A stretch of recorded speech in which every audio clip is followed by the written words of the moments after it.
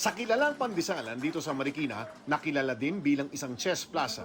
Matatagpuan ang mga trophies, medals at ilang larawan ng Asia's first Grandmaster at ngayon ay World's Chess Hall of Famer na si Grandmaster Eugene Torre. Nakadisplay ang mga priceless na memorabiliang yan sa Pan-Americana na unang binuksan ng pamilya Salvador noong pang dekada 50. Sa edad na 71, tuloy pa rin sa kanyang misyong palaganapin ng chess ang nasa isipan ni GM Eugene. Kasama ang 32 mga bata na nagsilbi bilang mga kumakatawan sa mga piyesa ng chess ay pinakita ng World Chess Hall of Famer kung papaano makakamate sa loob lamang ng 10 moves. Pakiusap ko lang sa mga chess players natin, abay, yung natutunan natin at ina-apply sa chessboard, sana i-apply din natin sa buhay. At parati nating hinahanap yung mga best moves.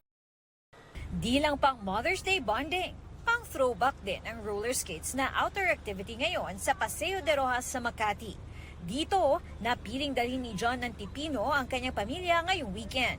Naalala ko nung bata ako, di ba we used to play this yung ganyan mga roller skates. I want my kids to also experience this kind of yung outdoor activities. Ever since I was like around 8, I always wanted to skate. Mga kabataang gustong mag-roller skate ang karamihan narito.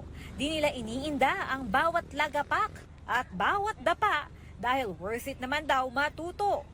Sa mga first time naman daw na gustong i-try mag-roller skates, hindi daw kailangan matakot dahil meron din silang mga protective gear tulad na lang nitong helmet at nitong mga elbow pads at knee pads.